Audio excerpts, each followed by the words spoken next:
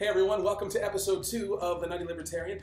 If you are like a lot of people who maybe come in and out of politics depending upon, sports season or your favorite TV shows, maybe you're not really aware what the difference is between a primary, a caucus versus the general election. So hopefully this episode can help clear up some of that for you, okay? That's coming up next.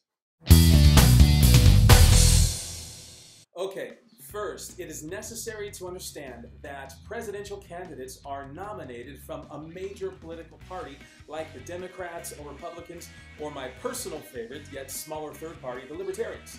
So depending on what state you live in, you are either going to have a state-level election called a presidential primary, or you are going to have what's called a caucus, okay? The purpose of both of these contests is to pick people to attend the Democratic and Republican national conventions. Those people have one task, that is to cast a vote for who should be the presidential nominee. So you vote in a primary much like you would any other election. You show up to your regular polling place, you check a box next to who you want to be president, and whichever candidate wins the primary will have a group of people called delegates, you've heard that word before, assigned to go attend their party's national convention and cast their vote for whoever won their state's primary. So that is how a primary works. Okay, so the goal of a caucus is the same as a primary. That is to select a group of people to go represent their state at both the Democratic and Republican national conventions.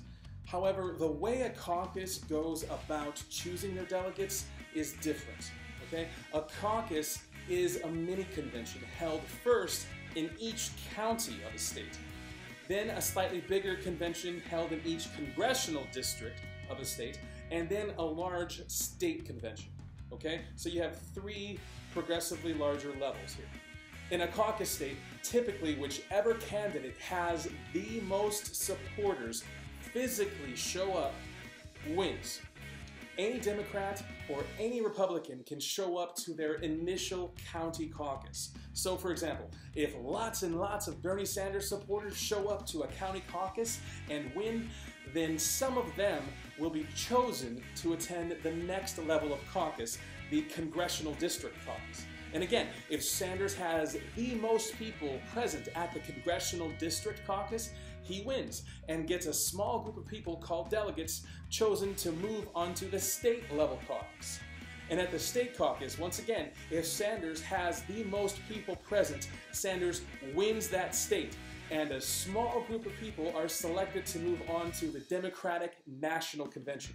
There, at the DNC, if Sanders has the most supporters present from state contests all over the country, he will win the Democratic nomination. I feel like I need to warn you about one little aspect about a caucus. Okay, let's just call it a little disclaimer.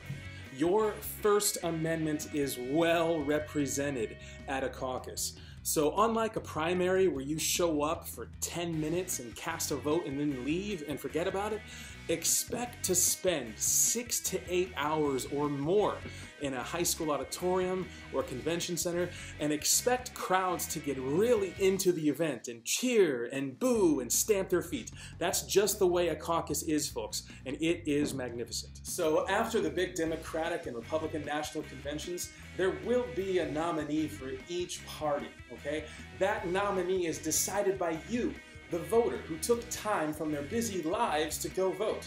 After the big DNC and RNC, the presidential nominees will then turn their animosity toward each other, battling to win the big general election. So I hope this has helped inform you about the differences between a primary and a caucus.